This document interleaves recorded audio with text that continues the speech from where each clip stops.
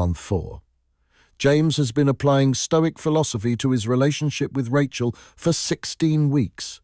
4 months of controlling his reactions, 4 months of setting boundaries, 4 months of calm communication, and 4 months of watching those boundaries get trampled. They're at Rachel's parents' house for Sunday dinner. Her mum made pot roast.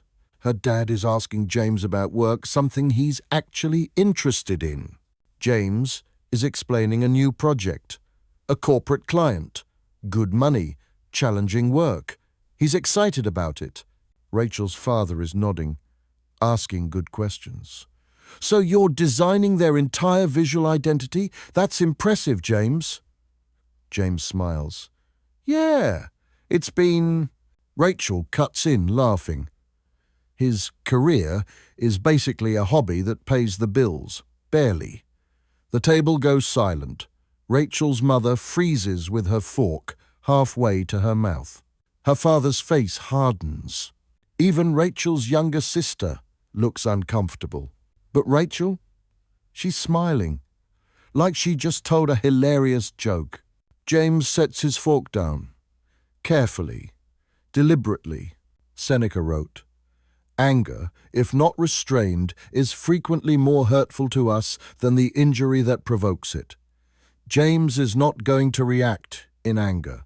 Not here. Not like this. But he's also not going to sit here and absorb this anymore. He stands up. Excuse me. Rachel looks confused. Where are you going? Outside. I need some air. Type public humiliation if you've been disrespected in front of family. Hit that like button if you felt that moment. James walks out to the backyard. It's getting dark, cold. He can see his breath in the air. And here's what's running through his mind. Zeno of Citium said, "Man conquers the world by conquering himself."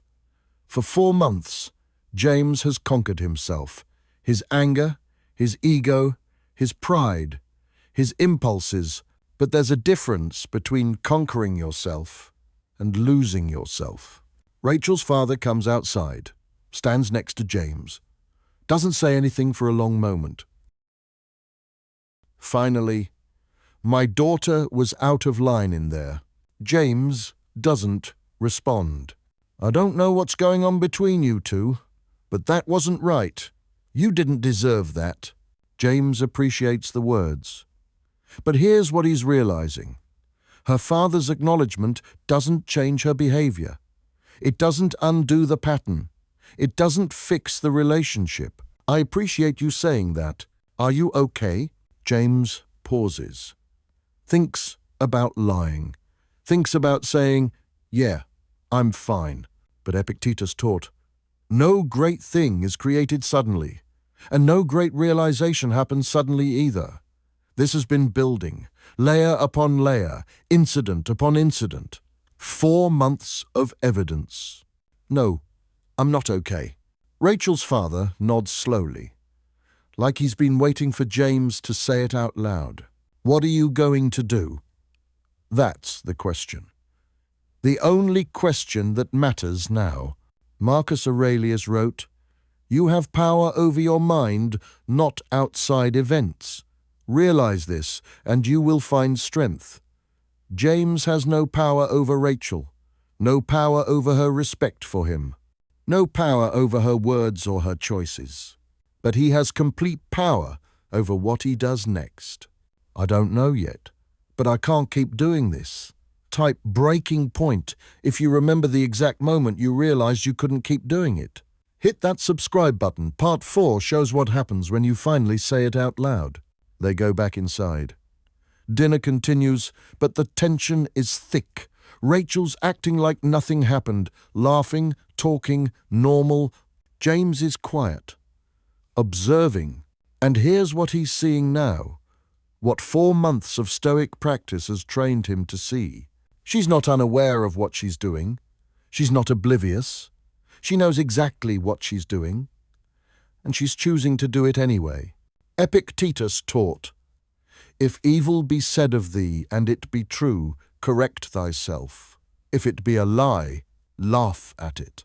But what if the evil is said by the person who's supposed to love you? What if it's not just one lie, but a pattern of disrespect?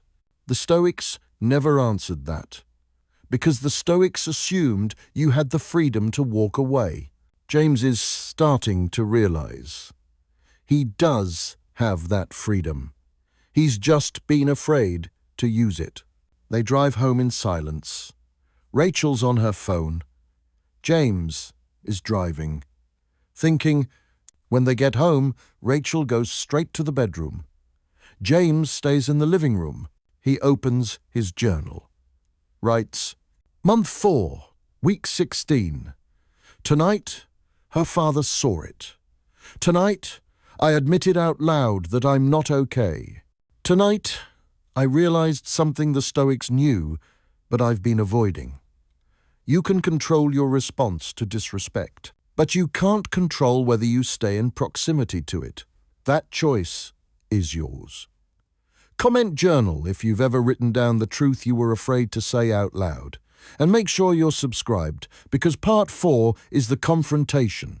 The next morning, James wakes up before Rachel, makes coffee, sits at the kitchen table.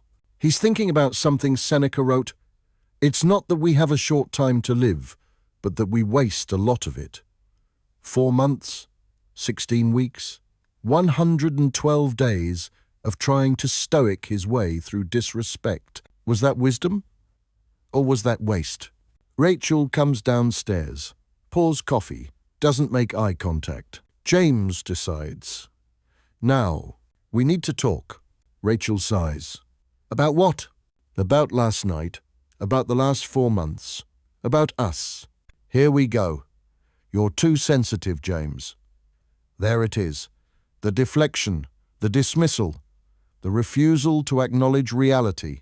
But James has read enough Stoic philosophy to know something crucial. You can't reason with someone who refuses to engage with reason. Epictetus said, "It's not what happens to you, but how you react to it that matters." James has reacted with patience, with calm, with boundaries, with communication. And none of it has mattered. Because you can't save a relationship alone. You can control yourself. But you can't control whether the other person chooses to meet you halfway. Type alone in the comments if you felt like you were the only one trying. Hit that like button. This is where it gets real. I'm not too sensitive. I'm appropriately sensitive to being disrespected in front of your family. Again, it was a joke. It wasn't funny. Rachel rolls her eyes. You're really going to make this into a thing? It already is a thing. It's been a thing for 4 months. 4 months? What are you talking about? And here's the moment. The moment James realizes she either genuinely doesn't see it, or worse, she sees it and doesn't care. Marcus Aurelius wrote, "Waste no more time arguing about what a good man should be.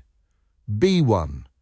James has been trying to be one, while staying in a relationship that's eroding his sense of self-worth.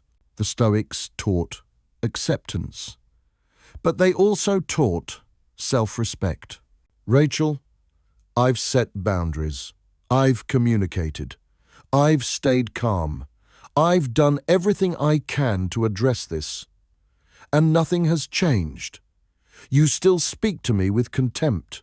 You still dismiss my work. You still disrespect me in public. Oh my God, you're being dramatic. And that's when James hears it, really hears it. She's not going to acknowledge this. She's not going to change. She's not even going to try. Epictetus taught, don't explain your philosophy. Embody it. For 4 months, James has embodied Stoic philosophy. He's been patient, rational, controlled. But there's another Stoic principle he's been ignoring. Know when to retreat. Marcus Aurelius wrote, "The art of living is more like wrestling than dancing. Wrestling requires engagement. It requires 2 people committed to the match." James has been wrestling alone. I need some time to think. Think about what? about whether this relationship is something I want to continue. Type out loud if this is the first time James has said what he's been thinking. Subscribe now, because part 4 shows her reaction, and it's not what you think. Rachel stares at him. For a moment, something flickers across her face. Surprise, concern, fear. Then it's gone, replaced by defensiveness. So you're going to walk away because I made one joke? Not one joke, Rachel. 4 months of jokes. 4 months of disrespect. 4 months of me trying to address it and you dismissing it. You're overreacting. Seneca wrote, "We suffer more often in imagination than in reality." But James isn't imagining this. This is reality. 4 months of documented reality. Maybe I am. That's what I need to figure out. He stands up, grabs his keys. Where are you going? For a drive. I need to clear my head. James gets in his car. Drives. No destination. Just motion. And he's thinking about something Zeno said. The goal of life is living in agreement with nature.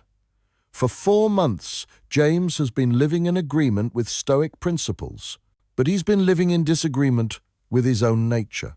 His nature isn't to accept disrespect. His nature isn't to tolerate contempt. His nature isn't to stay in a situation that erodes his character. Stoicism taught him to control his reactions, but it also taught him to protect his integrity. And those two things, they might be in conflict here. This is part 3, month 4, the breaking point. James has said out loud what he's been thinking. In part 4, we're going to see Rachel's true response, and James is going to learn the hardest Stoic lesson of all. Sometimes loving yourself means letting someone else go.